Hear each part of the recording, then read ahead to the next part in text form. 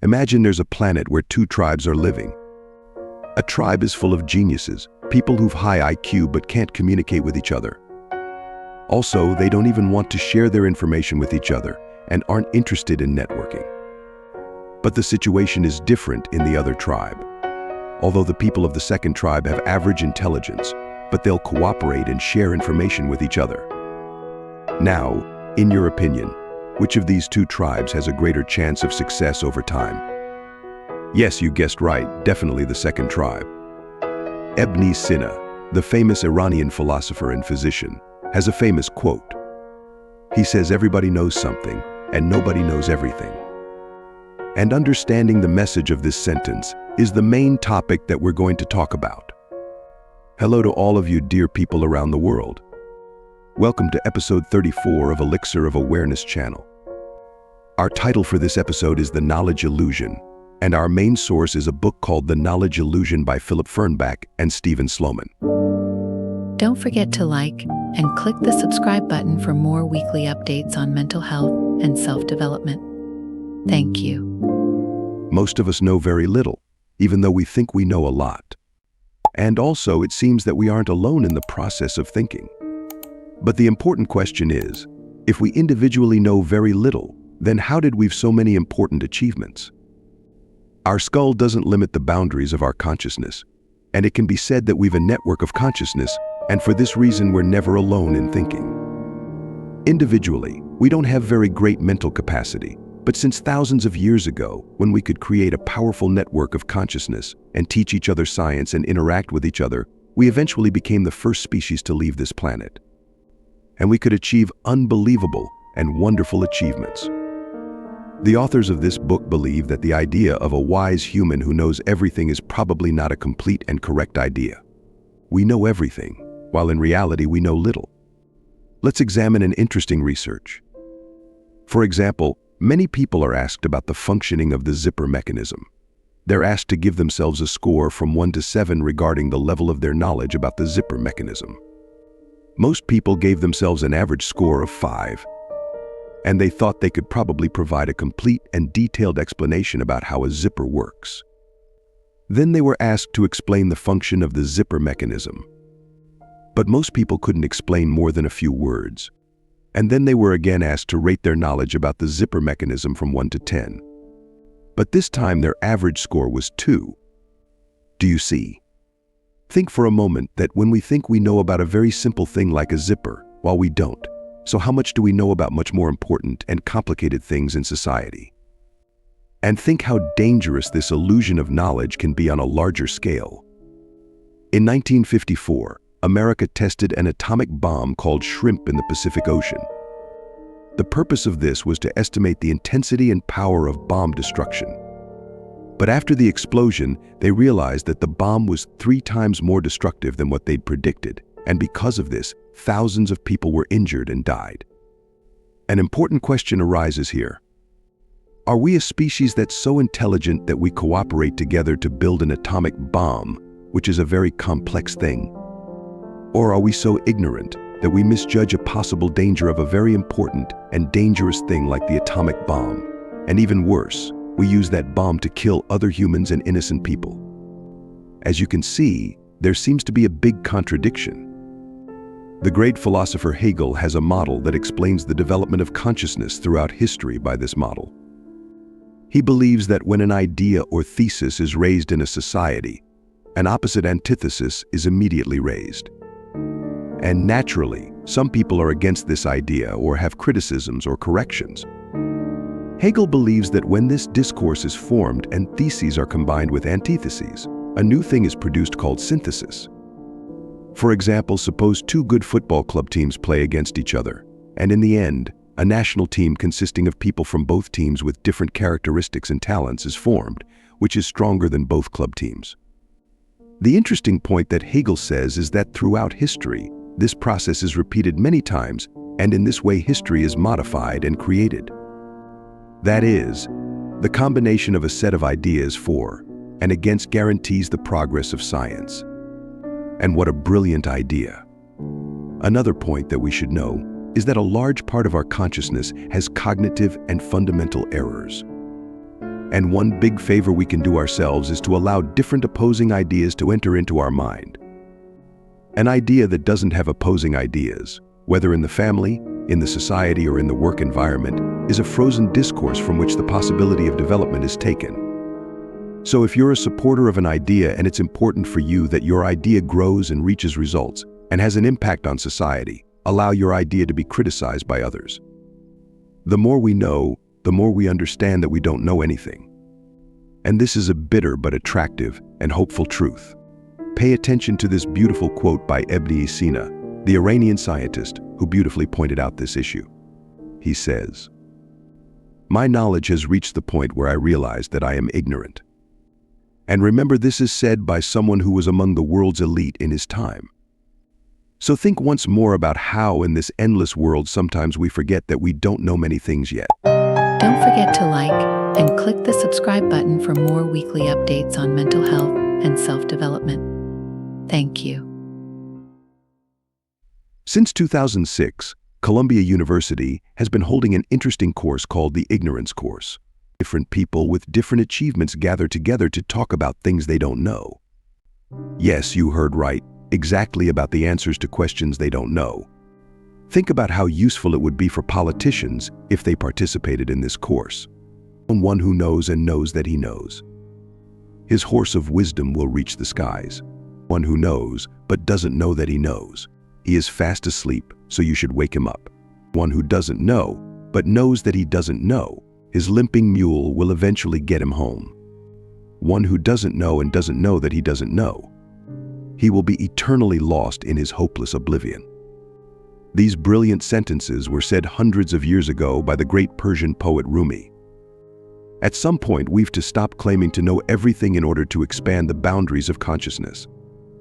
Throughout our history, as a species on this planet, action has been more of a priority for us than thinking. That is, according to the needs of the surrounding environment, we'd some reactions that we didn't have enough time for think about all of them. And this issue has formed our emotional and behavioral structure over thousands of years. The book talks about a patient with the nickname A.J. Mr. A.J. suffered a brain accident in 1974, and because of this, he suffered a brain complication, which opened a new window of awareness to us about humans. It's unbelievable, but Mr. A.J. could remember all the memories accurately until 1974. For example, if they asked him what you were doing 2 years ago at exactly 7 p.m., he could describe that moment in detail. At first glance, this complication seems to be a special and unique power, and maybe many of you'd like to have such a feature. But it's interesting to know that because of this complication, Mr. A.J. was one of the saddest people of his time. Because when the memory can remember everything accurately, it can remember also all the sufferings, bitter memories, and all the terrible events. Also, he couldn't even think. That is, he could memorize the entire content of a book page with just one reading, but he couldn't think about the content of that page and analyze its information. This is exactly like looking at a bright lamp. Too much information can also disrupt thinking and processing.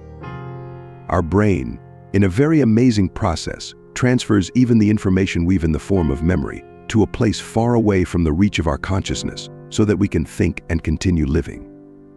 When we're in the 120 days of the embryonic period, the structure of our brain is gradually being formed. By the age of 3, our brain finds its full form, and a network of neurons is connected to synapses. Each neuron forms 10 to 15,000 synapses with other neurons, and a huge network of consciousness is formed. But from the age of 3 to the age of 16, our brain does a strange thing. The brain shuts down and destroys half of this network of awareness. But why? The answer is simple, so that we can think. The brain is too smart and strange. We need until the age of 3 to learn basic life skills such as walking or language. But because after that period we need to think, so the brain releases part of its capacity so that we can continue living. It's very interesting that our brain itself forgets a part of our consciousness to protect our survival. And if Mr. A.J. was a sad person, because he painfully remembered all his memories in full HD resolution and in perfect detail. Because we always give the same answers to the same reactions, we think that we can always predict the answers. Suppose, for example, a person keeps a chicken in a cage and feeds it regularly every day.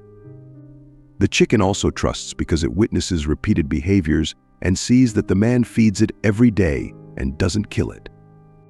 But right after 100 days have passed, when it has become fat, then it will be killed and eaten. We humans also have a bad cognitive experience of a subject and attribute it to all other subjects. For example, in a certain country and in a certain city, we've been treated badly, and we think that all the people of that city are bad people, or vice versa. But these are all cognitive errors. So it's important to always ask ourselves how strong and logical my argument is. We talked about the brain and its function in detail in the Labyrinth of Brain episode, and we suggest you watch it at the right time if you're interested. But it's time to ask ourselves how we're so sure about everything and think we know everything completely and we're right. An honest answer to this question can greatly expand the dimensions of your awareness. Don't forget to like and click the subscribe button for more weekly updates on mental health and self-development. Thank you. The boundaries of our consciousness aren't limited to our skulls, and there seems to be a network of consciousness in the universe. We even use the world as our memory. For example, imagine things in your mind right now. For example, a chair, a bed, a pen, or a glass. We don't see all these things, but since we're sure they exist, we can consider their image as a part of our consciousness. We're connected to this world. Apart from the world and the surrounding objects, it's the same with people. For example, the internet has provided the most important awareness network through which you can even access the personal knowledge of someone in a distant part of the world.